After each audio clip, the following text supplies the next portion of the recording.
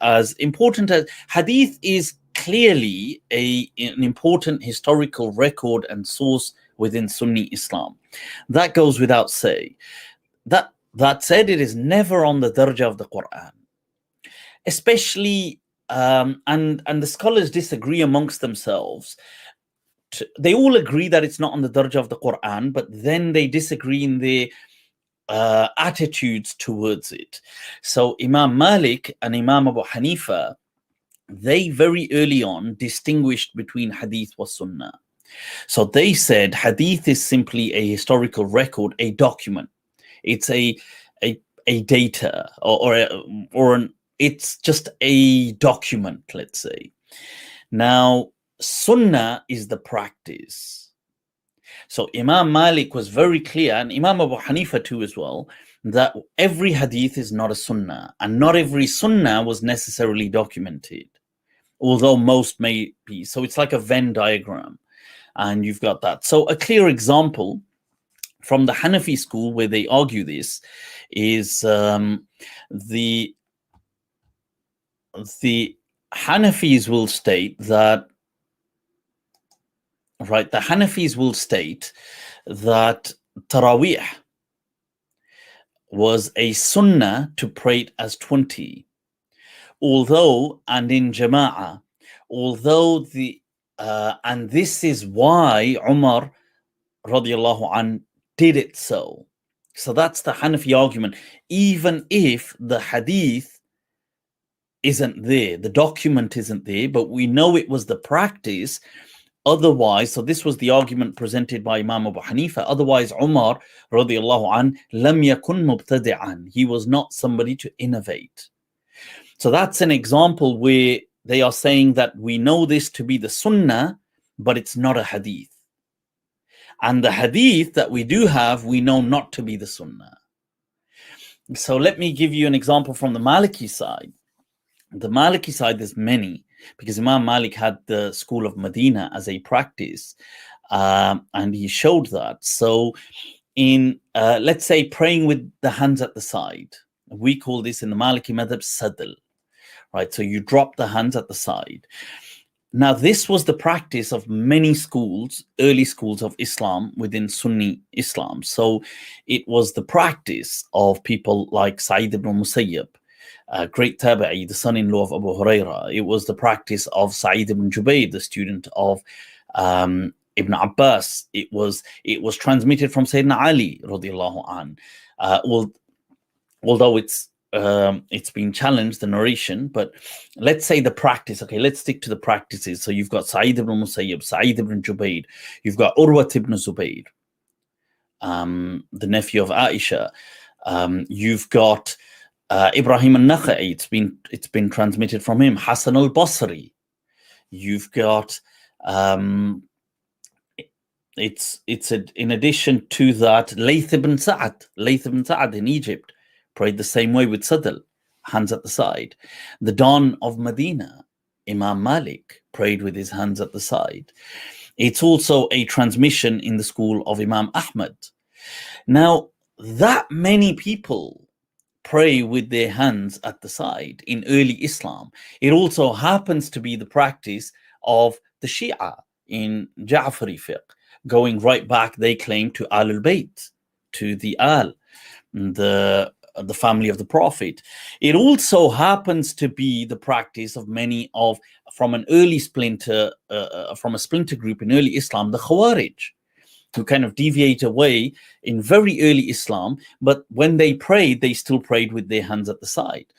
So when you've got three entirely separate sects in Islam, the Khawarij, who want nothing to do with the other two, Sunni Islam, the main branch, Shia Islam, all of these are entirely separate kind of branches of Islam, yet they all pray with the hands at the side. In Sunni Islam, it was a minority. In early Islam, there were many people, but then it seems to get crushed, because this is in the time of the Tabi'in, the students of the Sahaba, in the time of Bani Umayyah. And there's some theories, I've heard certain scholars present certain theories I know it's also, I've heard Sheikh Hamza Yusuf say as well, who's also Maliki, that this most likely was this practice of sadal, praying with your arms at the side, was suppressed by the regime, Bani Umayyah, because it was the practice of the Shia, the Alun Nabi, so the family of the Prophet, and thereby they didn't want any familiar, I don't know, any kind of commonalities, and thereby they suppressed this practice. I'm not sure how strong that is as an argument, but that's also an argument people have made, because the evidence clearly shows it to be very common in the time of Bani Umayyah. And as following Bani Umayyah, it seems to have become reduced within Sunni Islam. And today it's only alive in the Maliki school, in the school of Medina. And it's a shame that some Malikis nowadays, you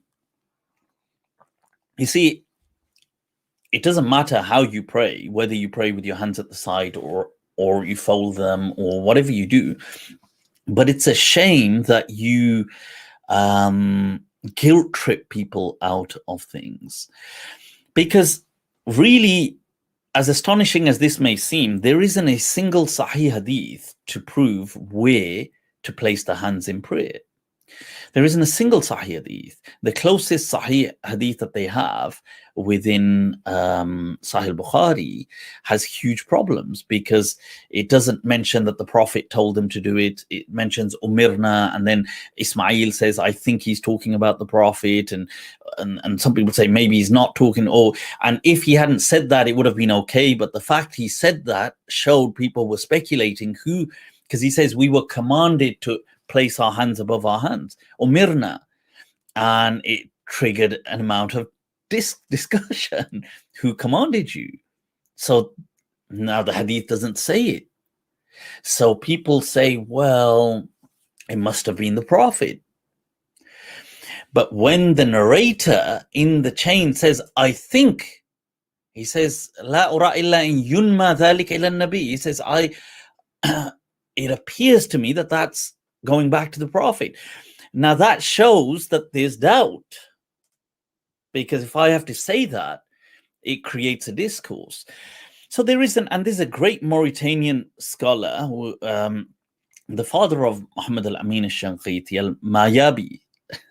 It sounds a bit strange for the Desis, Mayabi.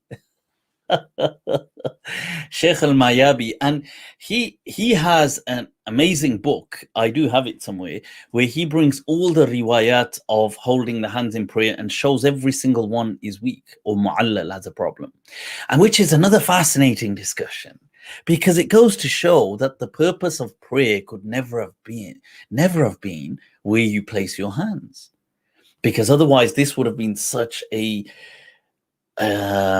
emphasized point, but yet the Prophet ﷺ didn't emphasize it. And that's why one of the transmissions in the Maliki school by Abdul Malik ibn Habib is, if you do fold your arms, فَكَيْفَ مَتَّفَقْ, however they come together.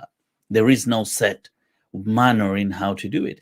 And this is why Ibn Abdul Barr, the great legend of the school of Medina and the master of, huge Hafid of Hadith, in fact, the largest scholar of Hadith in his day and age in the Western world. By Western world, we mean West, from Central to West Africa and Spain and Portugal, was Ibn Abdul Barr. And in his book Al-Kafi, he states that, he says, Man sadal, he says that you can do sadal or qabd. He says, sadal wal qabd kilahuma sunnah. That both are sunnah. And it's interesting, sadal, there is no hadith, or there are, but some weak hadith. So here you have in the school of Medina a clear sunnah, but it doesn't have a hadith. And the hadith is not deemed to be the sunnah. So this is a fascinating discussion. It's always interesting, and it's intriguing how many people are unaware of these discussions, because maybe they haven't read them or they haven't studied them. But these are not hidden discussions. They are very well known in the books of Usul al-Fiqh. Right. So